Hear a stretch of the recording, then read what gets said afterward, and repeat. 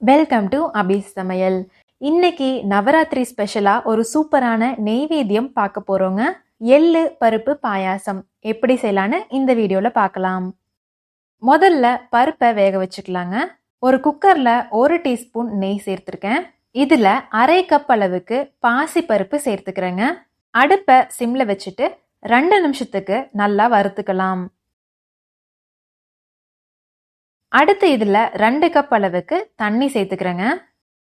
இந்த தண்ணி நல்லா கொதிக்க ஆரம்பிக்கும் போது குக்கரை மூடி வச்சுட்டு 5 விசில் வரைக்கும் விட்டுருங்க. இப்போ பாத்தீங்கன்னா பருப்பு நல்லா கொலையே வெந்திருக்கு. இது இப்படியே இருக்கட்டுங்க.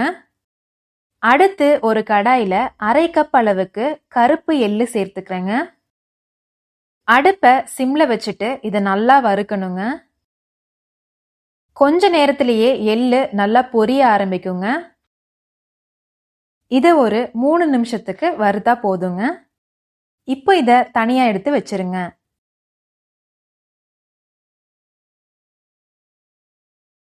அடுத்து இதே கடாயில 1/2 கப் அளவுக்கு நாட்டு சர்க்கரை சேர்த்துக்கிறேங்க. இதுல 1 கப் அளவுக்கு தண்ணி சேர்த்துட்டு நல்லா கலந்து விட்டுருங்க.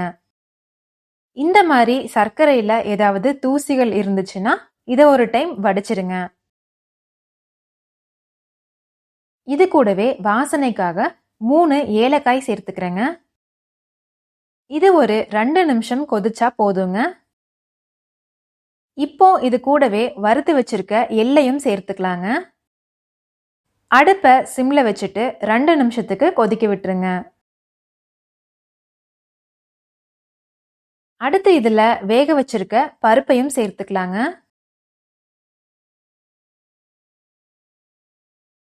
இதை நல்லா கலந்து விட்டுட்டு 2 நிமிஷத்துக்கு நல்லா கொதிக்க வச்சிருங்க. இப்போ அடுப்பை ஆஃப் பண்ணிருங்க.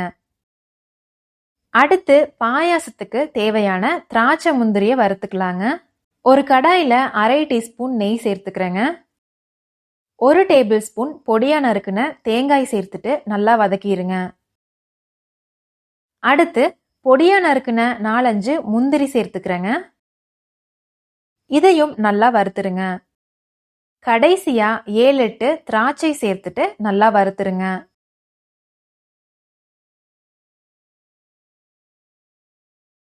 இப்போ இத பாயாசத்துல கலந்துருங்க.